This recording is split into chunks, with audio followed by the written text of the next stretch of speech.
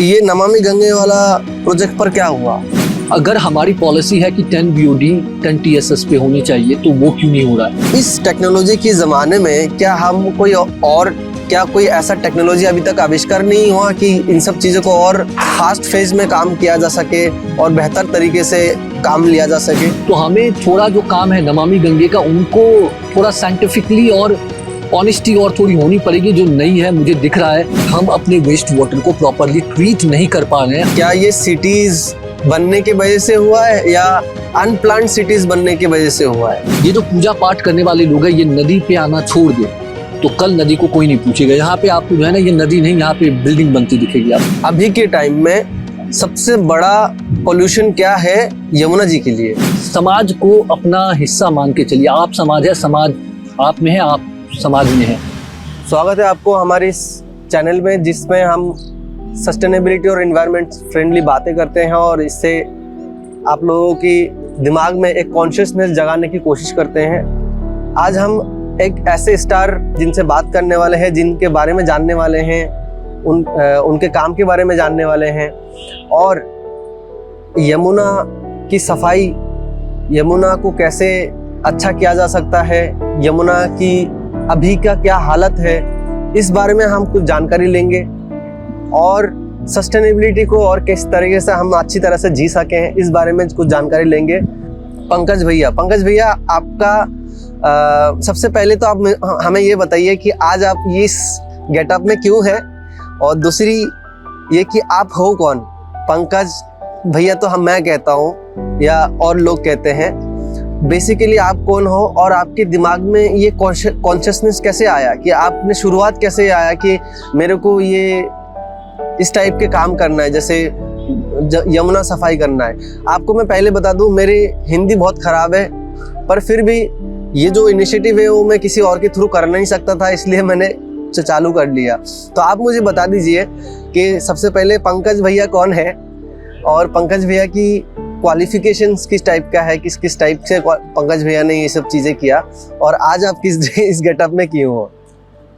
देखिए, आप बहुत अच्छा हिंदी बोलते हैं और बहुत अच्छा लग रहा है आपको सुन के।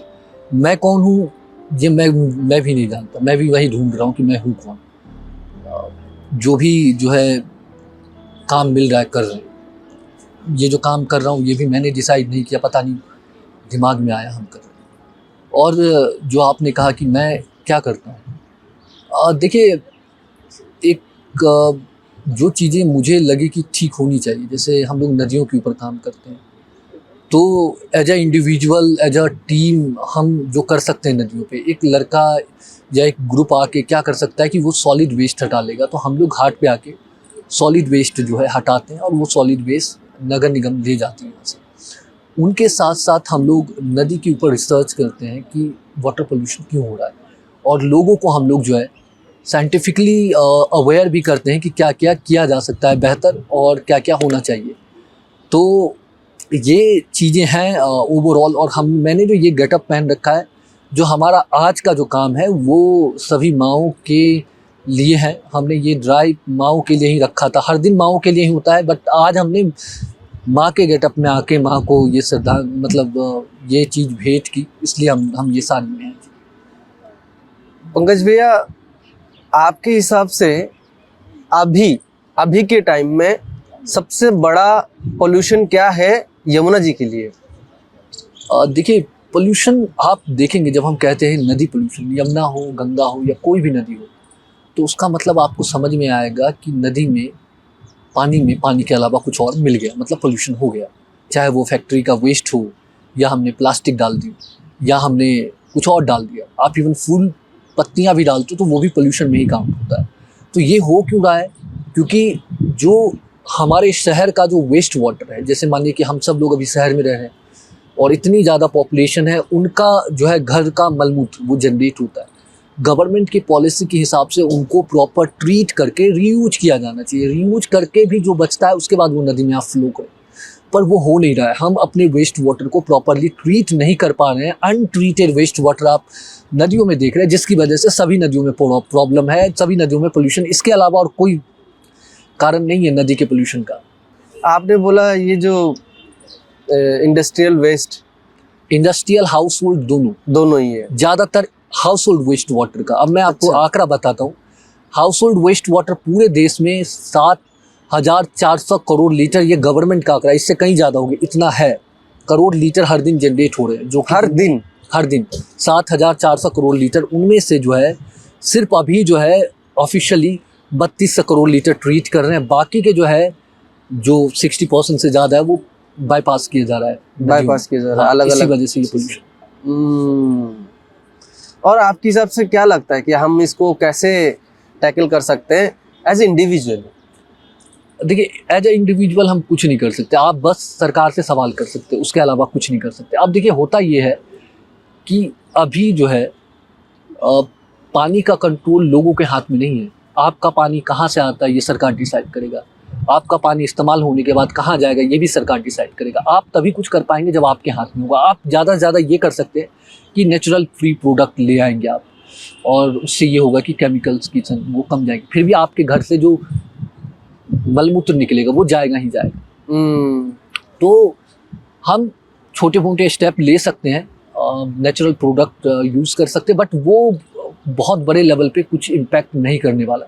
इम्पैक्ट तभी होगा जब सरकार इनको एड्रेस करेगी, मतलब सीरियसली। मतलब हम तो करोड़ों साल से जीवित हैं सर जी।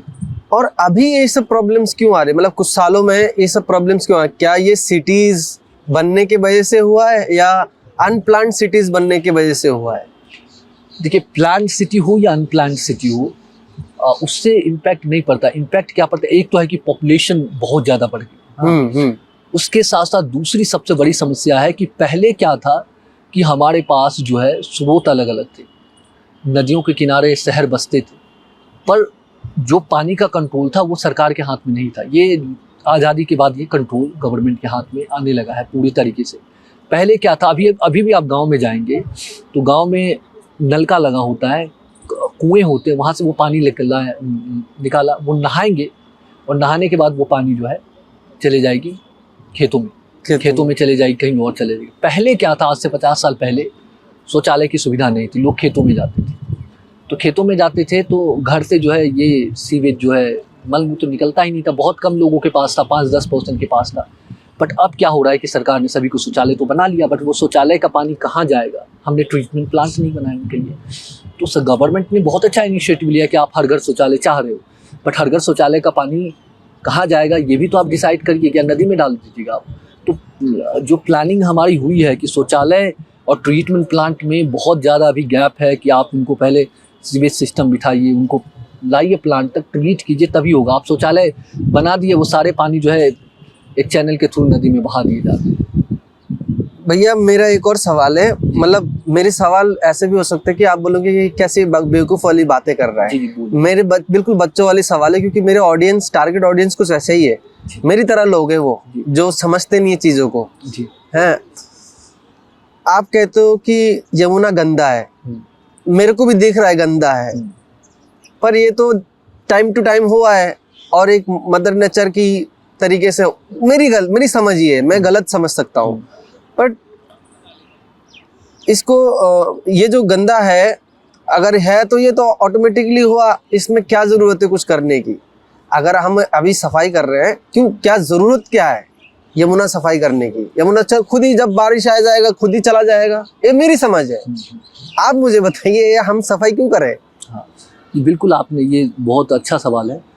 देखिए, मदर नेचर खुद से साफ़ करती है, ये बिल्कुल है। बरसात के मौसम में यमुना साफ़ हो जाती है। मदर नेचर कचरे नहीं जनरेट करती है, प्लास्टिक हम ला रहे हैं तो उसको आपको साफ़ करना। मदर नेचर का पोल्यूशन क्या होगा कि कभी बाढ़ आ गया, लकड़ियाँ ज़्यादा आ गई, वो उसमें सड़ गया, तो वो एक अलग तरीके का पोल्यूटेंट होगा जो कि डिजॉल्व हो जाता है, वो नेचुरल प्रॉब्लम है। अभी आप जो समस्या यमुना के साथ अगर बात करूँ तो ये जो आप पानी देख रहे हैं यमुना जी में, ये यमुना जी है ही नहीं। यमुना जी का पानी ऊपर ही वजीराबाद डैम के ऊपर रोक लिया जाता है, उसके नीचे सिर्फ और सिर्फ जो है वेस्ट वाटर बहाया जाता है, ये यमुना जी नहीं है। अब एक बात और, आपने कहा कि ये तो बह के बरसात में चलिए, बह के बरसात में कहाँ जाएगी? यमुना जी जाके गंगा में मिलेगी, गंगा जी फिर जाके गंगा सागर में जाके वो अरेबियन सी में उसमें बंगाल की खाड़ी में मिलेगी। पर अब बात यहाँ पे ये है कि आपने नदी गंदी की, अब अगर समुद्र गंदा होगा तो आपके लिए जीने के लिए तो बहुत कठिन हो जाएगा, क्योंकि आपके ऑक्सीजन का ज़्यादातर हिस्सा जो है वो समुद्र से ही आता है। तो ये क्या हो रहा है कि यहाँ तो साफ हो गया, बट वो समुद्र को पोल्यूट करेगा। तो हमें समझना पड़ेगा ये सर्कल है। आज आपको इम्पैक्ट नहीं पड़ेगा, आज आप इग्नोर कर दो, आपको इम्पैक्ट, बट आने वाले 10 साल 20 साल में बहुत बड़ा समस्या की ओर हम बढ़ रहे हैं अगर हमने ये वेस्ट वाटर को डालना बंद नहीं किया, इनको प्रॉपर ट्रीट नहीं किया। तो वो देखना पड़ेगा कि आप समुद्र पे आप जाइए, आपको समुद्र का पानी काला दिखेगा। हाँ। समुद्र का पानी काला नहीं होता है। समुद्र जो है धरती का, जो एक तरीके से धरती को जीवित करने का जो है ना एक सबसे बड़ा जरिया। अगर समुद्र खत्म हो गए तो धरती खत्म हो जाएगी जी। तो ओशंस को बचाना बहुत जरूरी है। तो अगर हम अगर ये सोच रहे हैं तो ये कहीं ना कहीं यहाँ तो साफ हो रही, बट आगे कहीं जाके आपने अब तक क्या इम्प्रूवमेंट देखा? आप तो काफी साल से काम कर रहे हो ना, क्योंकि मैं खुद आपको काफी टाइम से फॉलो कर रहा हूँ और उससे भी काफी टाइम पहले साइलेंटली फॉलो कर रहा था आपको। पर आप इतने टाइम से काम कर रहे हो, आप इतने नॉलेजेबल पर्सन हो इस पर्टिकुलर सेगमेंट को लेकर, waste, treating waste and things. आपने एसटीपी की, आपकी काफ़ी एसटीपी की वीडियोस भी देखा है मैंने। एसटीपी की बाद में आऊँगा, पर सबसे पहले मैं ये जानना चाहता हूँ कि आपने अभी तक क्या इम्प्रूवमेंट देखा काम करके या काम कराते हुए या काम देखते हुए, और जितने भी गवर्नमेंट की पॉलिसीज वगैरह लागू हो रहे हैं इसमें कुछ हुआ है या वैसे की वैसे ही है?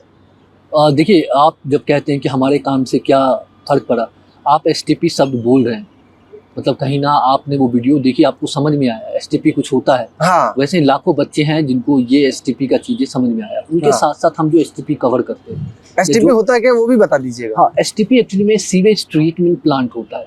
इनका काम होता है जो घर का हाउस होल्ड वेस्ट वाटर है उनको जो है ट्रीट करने का, ट्रीट करके वो फिर रीयूज करते हैं या जो है नदी में या नाले में छोड़ते हैं। इनकी ये गाइडलाइंस है सीपीसीबी की, 10 BOD 10 TSS पे ये ट्रीट होगा।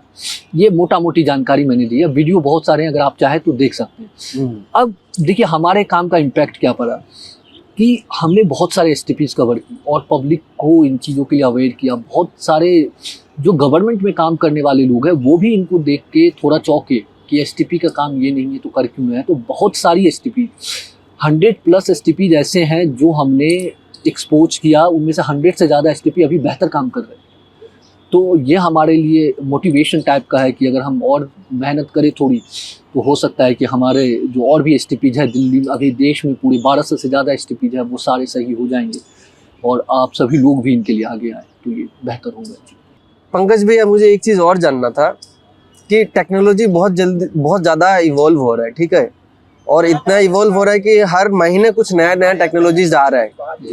अभी एआई के ज़माने में, एआई की ज़माना चल रहा है अभी, और इसके बाद फिर VR CR पता नहीं कितने सारे और ऑगमेंटेड चीज़ें चलाया जाएगा, और जितना कि हम प्रिडिक्ट कर सकते हैं ऑगमेंटेड टेक्नोलॉजीज इवॉल्व हो चुके हैं ऑलरेडी। तो इस टेक्नोलॉजी के ज़माने में क्या हम कोई ऐसा टेक्नोलॉजी अभी तक आविष्कार नहीं हुआ कि इन सब चीज़ों को और फास्ट फेज में काम किया जा सके और बेहतर तरीके से काम लिया जा सके? देखिए, ये चीज़ें इवॉल्व हो रही है। पहले जो था ना पूरे देश में UASB टेक्नोलॉजी चलती थी एसटीपी में, अब SBR और ASP चल रहा है। अभी आपको मैं बताऊंगा SBR का क्या फंक्शन होता है। SBR में क्या होता है कि 40 मिनट फिलिंग होती है, 45 मिनट्स में जो है पूरा ट्रीट हो जाता है। अच्छा, 45 मिनट्स में, और वो सही भी होता है? 45 मिनट में ट्रीट, हाँ, अच्छा होता है। और उसके बाद 45 मिनट उनको सेटल होने में लगता है। तो जो 45 मिनट में वो ट्रीट करते हैं उनमें, और ये ऑर्गेनिक मतलब एक तरीके से कहे तो जो माइक्रो ऑर्गेनिज्म होता है उनके द्वारा किया जाता है। मतलब ये कोई केमिकल प्रोसेस नहीं, केमिकल के तौर पे क्लोरीन डालते हैं उनके फीकल कॉलीफॉर्म को कम करने के लिए। तो हमारे पास सब कुछ है, और अगर पूरे वर्ल्ड में और भी बेहतर टेक्नोलॉजी, अभी टर्सरी ट्रीटमेंट चल रहा है और देश में भी वो बातें चल रही है कि टर्सरी ट्रीटमेंट लाए, वो चीज़ें जो है गवर्नमेंट भी इवॉल्व कर रही है। बट हमें यह है कि थोड़ा अपने काम के प्रति ईमानदार होना होगा। जहाँ पे हम कमज़ोर है, हम पूरे ईमानदारी से अपने काम को नहीं कर रहे हैं, इसी वजह से ये समस्याएं जो है कम नहीं हो रही, ख़त्म नहीं हो रही। मेरे पास एक और सवाल है, और ये मैंने पहले से ही सोच के आया था कि ये सवाल, जो नमामि गंगा की जो वो था, पॉलिसी था, मतलब एक आया था ना, एक गंगा क्लीन करने का एक पॉलिसी आया था, और हमारे रूलिंग पार्टी नहीं लेके आया था। अब मैं इसको पार्टी वार्टी का कोई वो नहीं रखता, मुझे तो गंगा से मतलब है। मुझे ये फर्क नहीं पड़ता कि कौन गवर्नमेंट करेगा, कौन चाहे पक्ष करे, विपक्ष करे, आपस करे, शिपक्ष करे, कोई भी करे, पर मुझे साफ चाहिए, उससे मतलब है। तो क्योंकि आप ग्राउंड पे लेवल पे काम करते हो, और आप बताओ कि ये नमामि गंगे वाला प्रोजेक्ट पर क्या हुआ? देखिए, नमामि गंगे प्रोजेक्ट एक अम्ब्रेला बॉडी है।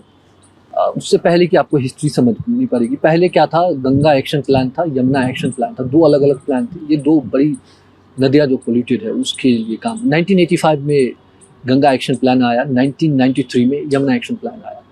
अब सेंट्रल गवर्नमेंट ने क्या किया कि नमामि गंगे प्रोजेक्ट लाया। ये एक अम्ब्रेला बॉडी है जिसके अंदर गंगा और गंगा की ट्रिब्यूटरीज, गंगा से रिलेटेड जितनी भी नदियाँ जो गंगा में जाके मिलती हैं उन सभी की क्लीनिंग का जिम्मा है। तो अब नमामि गंगे क्या करती है, नमामि गंगे का काम है, वो मिनिस्ट्री ऑफ जल शक्ति के अंदर आती है। ओके, तो वो जो है फंड्स प्रोवाइड करेगी, चाहे वो उत्तर प्रदेश हो, दिल्ली हो, हरियाणा हो, उत्तराखंड हो, जहाँ जहाँ गंगा जी की ट्रिब्यूटरी और गंगा नदी बहती है वहाँ वहाँ, तो वो फंड्स प्रोवाइड कर रहे हैं। यहाँ पे देखिए काम हुआ है, ऐसा नहीं कह सकते कि नहीं हुआ है, काम हुआ है, पर जिस तरीके से होना चाहिए वो नहीं हुआ है। कहीं ना कहीं जो है जैसे एक सिंपल सा एग्जांपल मैं बताना चाहूँगा कि 2023 में प्रयागराज में 3 STP बने, उसमें आए ऑपरेशन एंड मेंटेनेंस में आए, जो 30 BOD पे डिज़ाइन था। तो मुझे यहाँ पे लगता है अभी भी बहुत सारे STP 30 BOD पे डिज़ाइन कर रहे हैं कि ये गलत है। अगर हमारी पॉलिसी है कि 10 BOD 10 TSS पे होनी चाहिए, तो वो क्यों नहीं हो रहा है? तो फिर अगर हम 30 BOD पे बनाएंगे तो फिर आपको अपग्रेड करने के लिए फिर से पैसे उस पर इन्वेस्ट करने पड़ेंगे। तो हमें थोड़ा जो काम है नमामि गंगे का, उनको थोड़ा साइंटिफिकली और ऑनेस्टी और थोड़ी होनी पड़ेगी, जो नहीं है मुझे दिख रहा है। अगर ऑनेस्टी होती तो प्रयागराज में जो STP बने वो 30 BOD 50 TSS पे नहीं बनते। गाइडलाइंस कुछ और है, बट आप जो है अपने मतलब STP किस और गाइडलाइंस पे बना रहे हैं। तो इन यहाँ पे काम करना पड़ेगा नमामि गंगे, और उनके साथ साथ उन राज्यों को भी जो इनसे जुड़े हुए हैं, उन दोनों को अपने आपस में अच्छे संबंध करने पड़ेंगे। और हमारे लोकल कम्युनिटी, जैसे गंगा बहुत दूर तक जाता है ना, गंगा यमुना बहुत दूर दूर तक है, अलग अलग कम्युनिटी बीच बीच में आते हैं। तो हमारे एज अ कम्युनिटी हम लोग कैसे इसको क्लीन करने में मतलब कम्युनिटी के जरिए हम कैसे क्लीन कर सकते हैं गंगा को या यमुना को? देखिए, कम्युनिटी का बहुत बड़ा रोल है इसमें, और एक सबसे बड़ा रोल है कि अपने देश में नदियों को माता कहा जाता है। और आप देखेंगे सुबह से लोग आ रहे हैं, पूजा पाठ कर रहे हैं, और ये बहुत अच्छी बात है कि आप नदी पे आ रहे हैं, नदी को प्रणाम कर रहे हैं, आप पूजा पाठ करें, जिसकी वजह से लोग नदी के बारे में नेता कम से कम बात कर रहे हैं। ये जो पूजा पाठ करने वाले लोग हैं, ये नदी पे आना छोड़ दे तो कल नदी को कोई नहीं पूछेगा। यहाँ पे आपको जो है ना, ये नदी नहीं, यहाँ पे बिल्डिंग बनती दिखेगी आपको। ये नदी के बारे में बात हो रही है। यमुना अभी तक बची इसलिए है क्योंकि छठ में श्रद्धालु अपनी जीवन खतरे में डाल के पानी में खड़े रहते हैं, और ये वीडियो वायरल होता है, फोटो वायरल होता है, लोग बात करते हैं। तो कम्युनिटी का बहुत बड़ा योगदान है, बट कम्युनिटी को एक चीज़ देखना पड़ेगा, कॉन्शियस होना पड़ेगा। देखिए, नदी को जो हमारे पूर्वजों ने कहा था कि आप हाथ जोड़े, नदी की पूजा करें, तो क्योंकि वो आपके जीवन का बहुत बड़ा स्रोत था, बिल्कुल है। और आज जो आप आके यहाँ पे प्लास्टिक है या कुछ और भी डाल दें, तो ये ना करें। हम यही कम्युनिटी से अनुरोध है कि आप ये काम ना करें। बहुत अच्छा काम करते हैं, आप नदी पे आएँ, नदी को प्रणाम करें, और आप नदी के लिए बात करें। नदी पे आएंगे तभी नदी स्वच्छ होगी। बस यही है कि आप किसी भी प्रकार की वस्तु, फूल भी ना डालें नदी में। नदी पानी में पानी के अलावा कुछ भी मिला देंगे तो वो उसका मतलब वो पोल्यूटेड हो गया। आप पानी पी रहे हैं, अभी आप पानी पी रहे हैं, मैं आप ला के एक फूल ऊपर से कहीं से तोड़ के ला के डाल दी उसमें, तो वो पानी पोल्यूट हो गया ना। अब वो पानी थोड़ी देर के लिए, आप 10 मिनट के लिए उस पानी को गिलास में जिसमें फूल डाला है, आप उस पानी को छोड़ दीजिए। बैक्टीरिया जो उस पानी में है उसको वो गलाने लगेगा, तो आप देखेंगे पानी का रंग बदलने लगेगा। आप घर में प्रैक्टिकलिटी करके आप क्या चाहते हो, उस नदी में उस तरीके से गंदगी फैले?